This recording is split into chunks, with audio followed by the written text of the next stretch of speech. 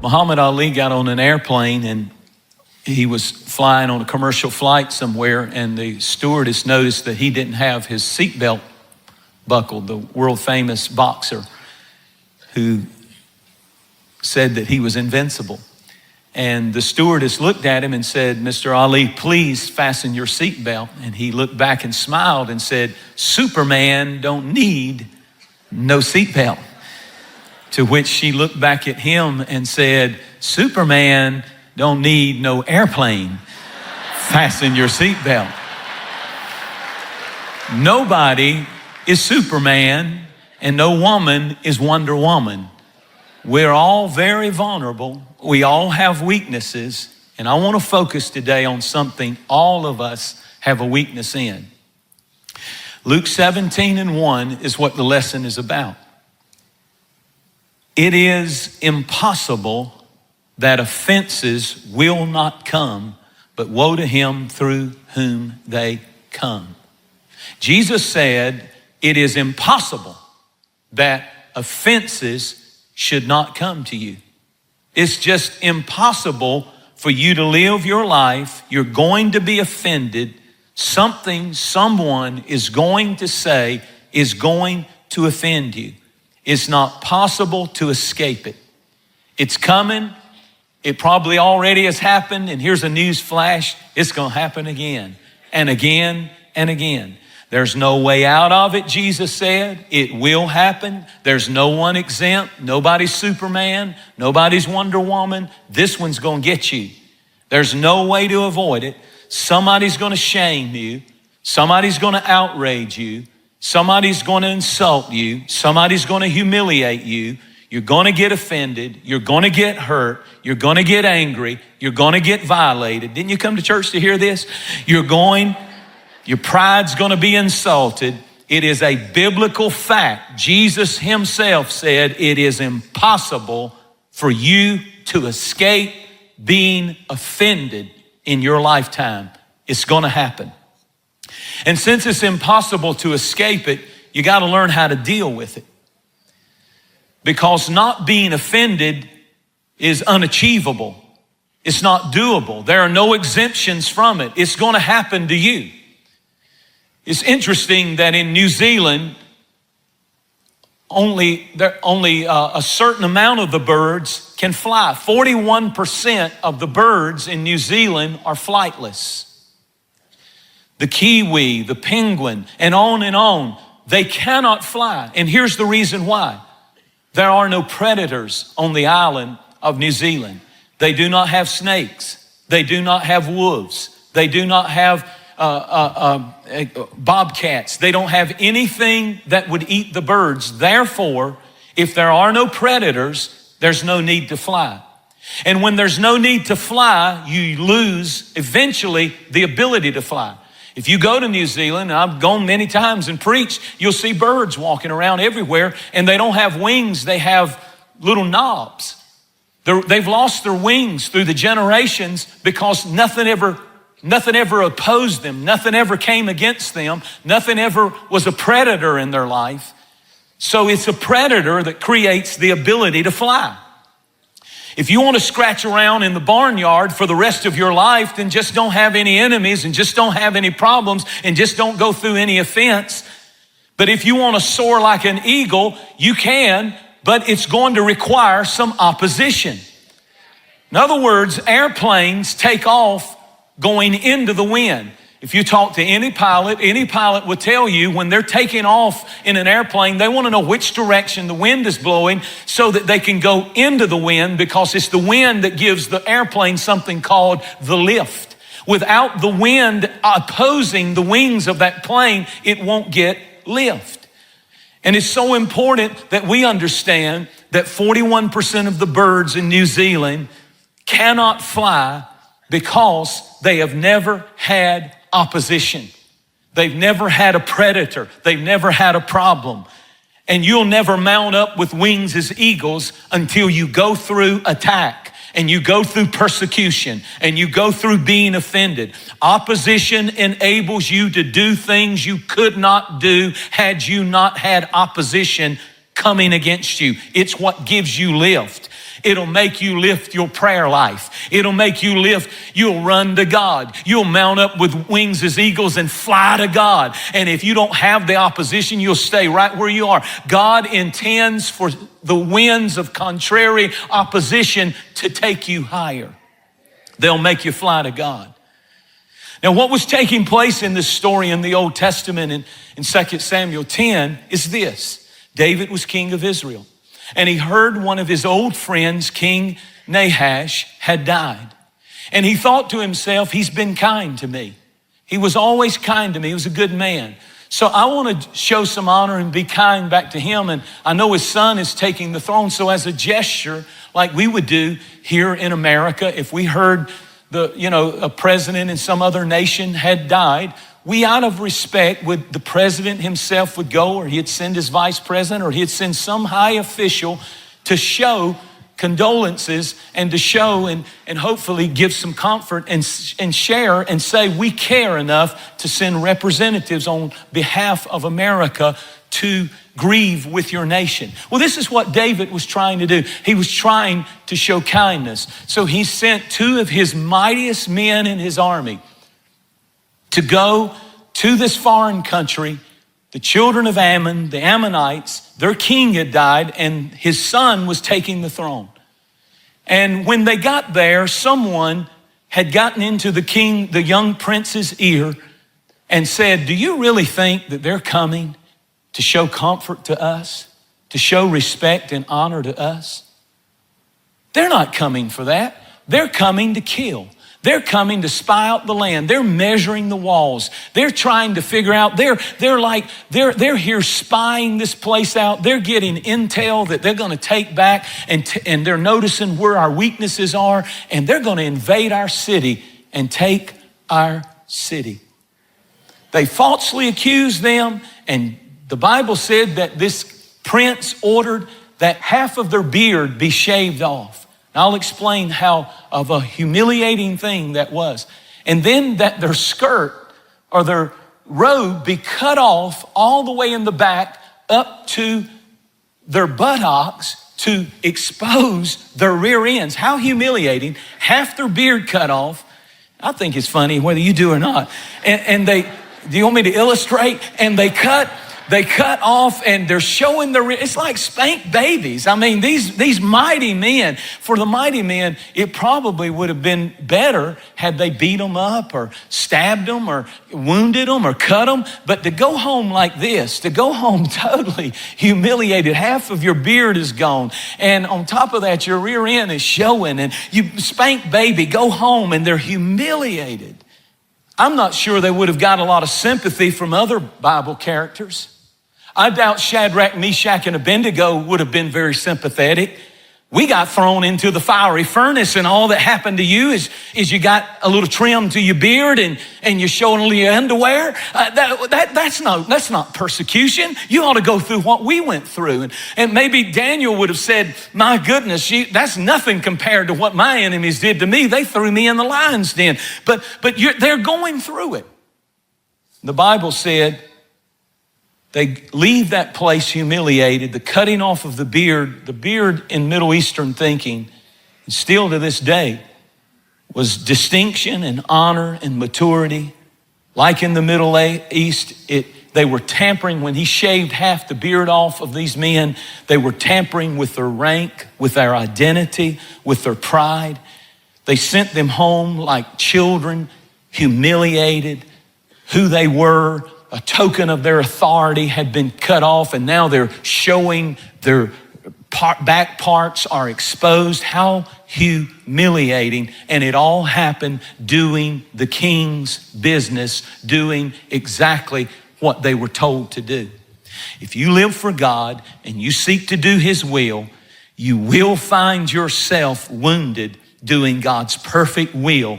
No one is exempt from it. If you get in a church like this, you will get wounded. Isn't that beautiful? Wow.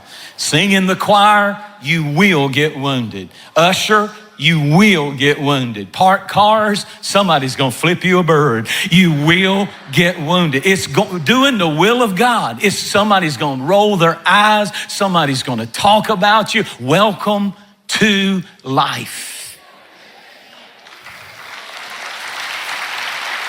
I love this story because the Bible said as they were approaching, coming back home, these mighty men, again, these were not weak men. These were not just little wimpy guys. They didn't even go prepared to fight. They probably would have fought, but they didn't even have their weapons with them. They were going on a peace journey, a comfort journey.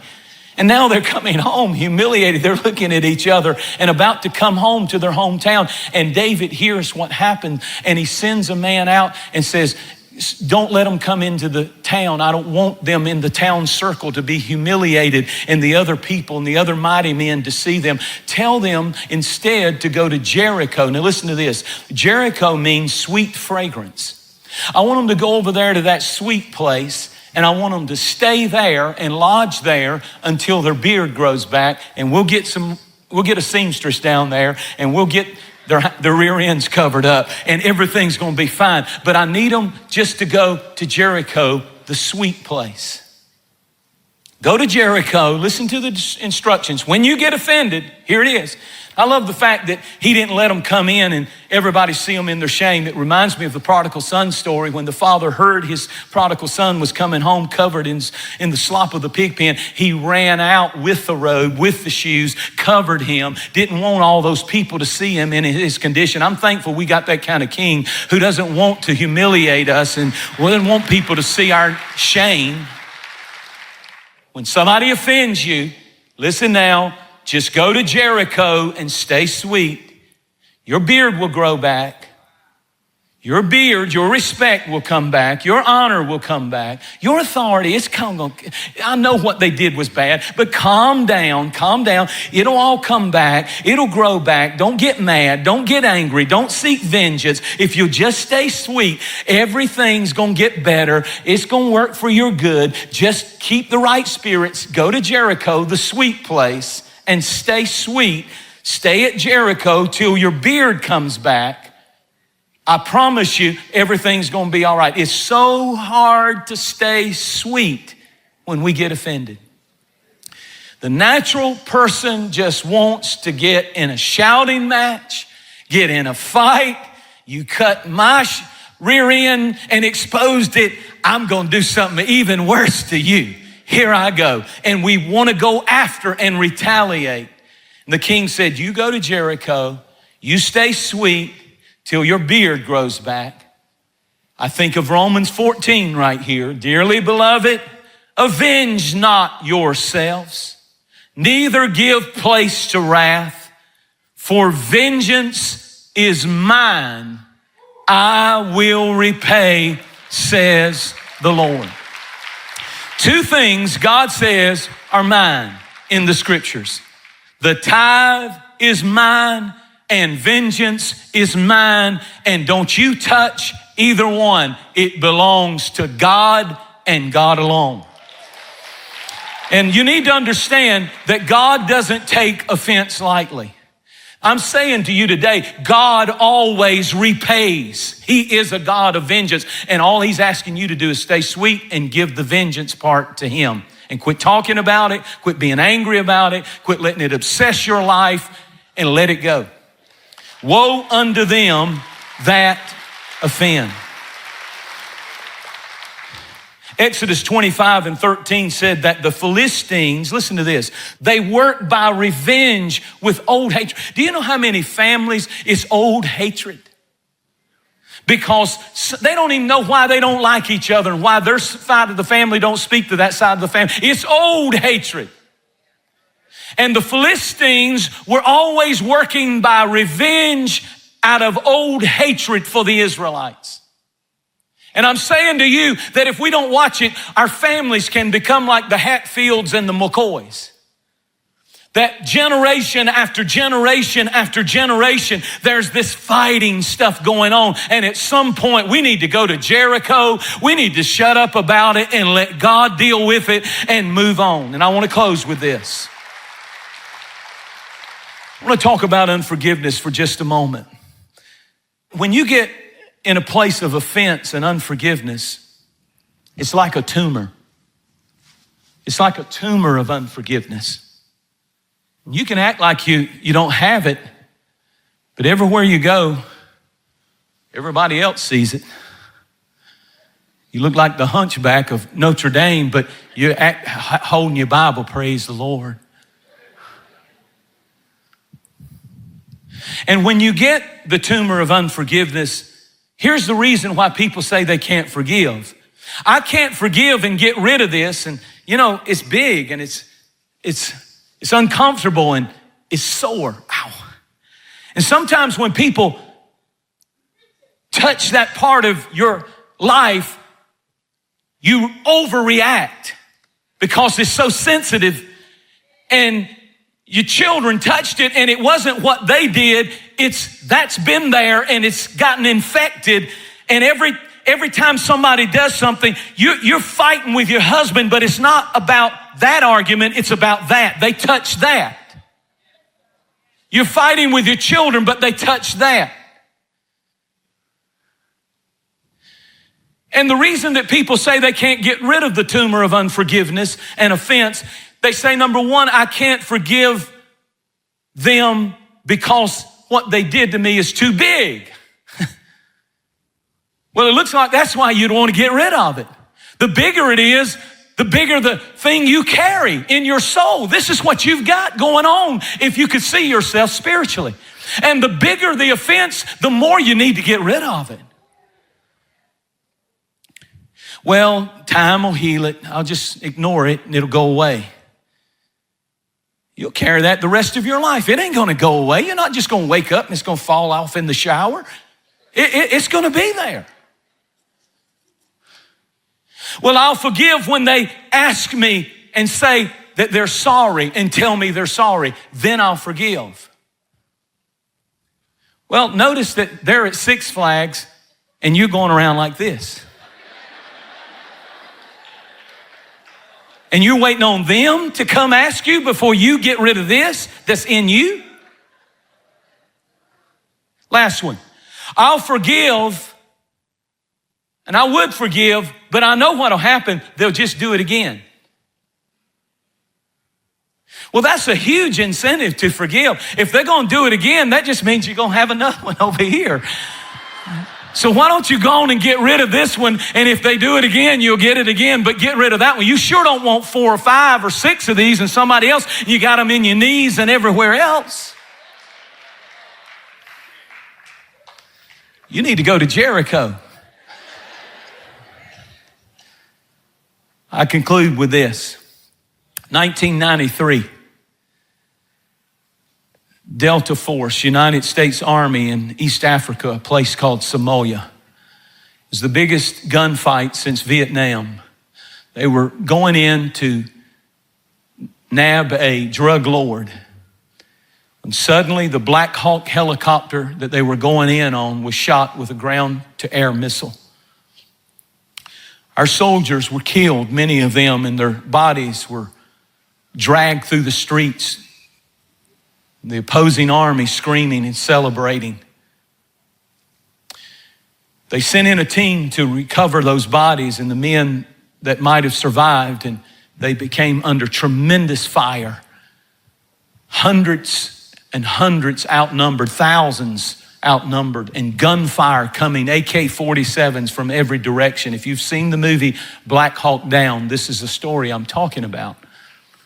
In the book, they tell about being pinned into a building and gunfire coming from every direction. And the soldier in charge, the captain, turns to a lieutenant and he says, "Get in the truck. We've got to get out of here. Get in the truck and drive." And the response of the lieutenant is, "But Captain, I'm shot." And the answer of the captain is a classic. He said, "Everybody's shot. Shut up, get in the truck, and drive. We're all wounded. We're all offended. We've all been shot. We've all had somebody do something to us. Shut up," meaning Don't whine. Don't complain. Quit feeling sorry for yourself. Enough victimization. Get over it. We're all bleeding. We all got bullet holes. We all have been wounded. John 16, Jesus said, in this world you will have tribulation. We're all shot. Shut up and drive. We don't quit. We don't draw back. Proverbs 24:10 says, if you faint in the day of adversity, your strength is small. I love that verse. If you quit when the gunfire's coming, when everything's being hit all around you, that's when everything in us says, I give up, I quit, I'm done, this is the end, phooey on this. But the Bible said that if you faint in the day of adversity, your strength is small.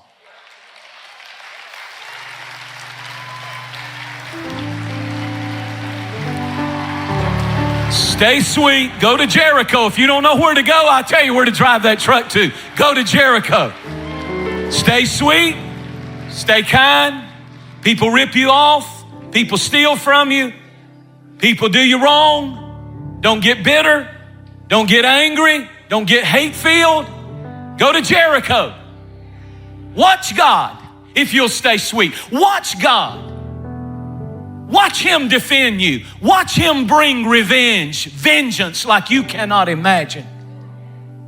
When you do the right thing, the struggle is real, but so is the blessing. I want you to give God a great praise right now. In your tribulation, gunfire going off, stand up on your feet, lift up your hands at every campus. Lift them high right where you're standing. Come on, lift your voice. Don't get quiet. Raise your voice and say, God, I'm not quitting here. I'm not dying here. I'm not licking my wounds here. I'm not giving up. I realize that even the opposition is giving me lift. It's going to raise me up. It's going to cause me to go to a higher place.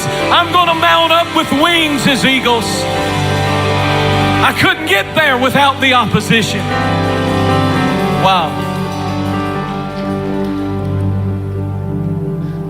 It's the opposition that brings the revelation. This kind of message is what we need. That the enemy wants you mad at God, mad at people, mad at others, and then ultimately to get you defeated enough to quit. But I'm not going to quit. When I get to heaven, God will wipe every tear from my eye. But in this life, see, there's another revelation. We shout over that part. He'll wipe the tears. But in this life, you're going to cry over some things. But God one day will say, you remember that? Watch this. His hand will wipe every tear from our eyes. Wow.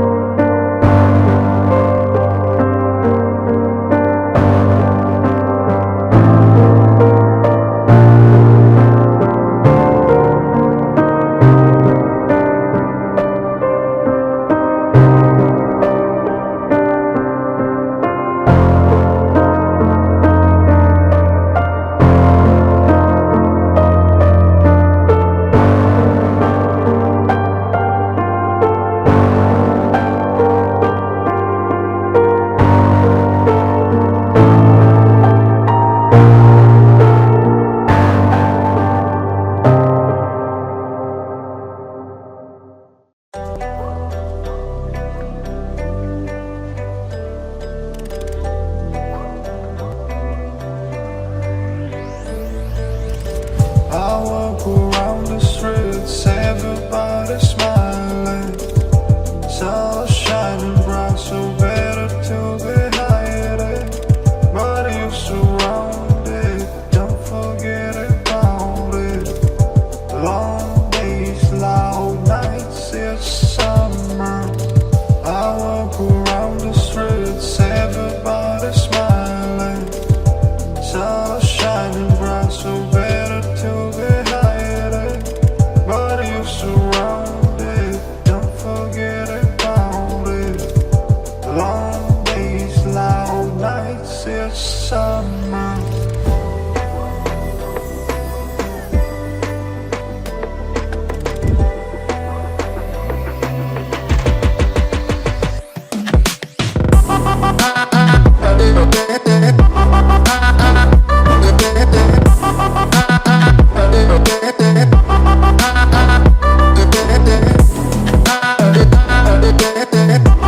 Quên đi bao câu hứa mình còn cho nhau, quên đi bao nỗi đau mình dành.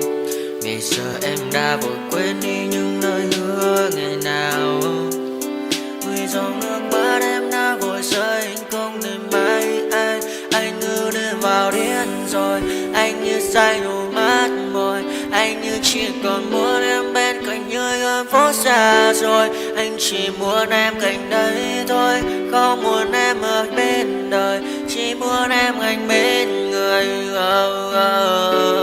Người đã gỡ bước đi xa trong cơn mưa chiều vội vã, người đã bước quên anh khi cơn mưa qua gần vội vã.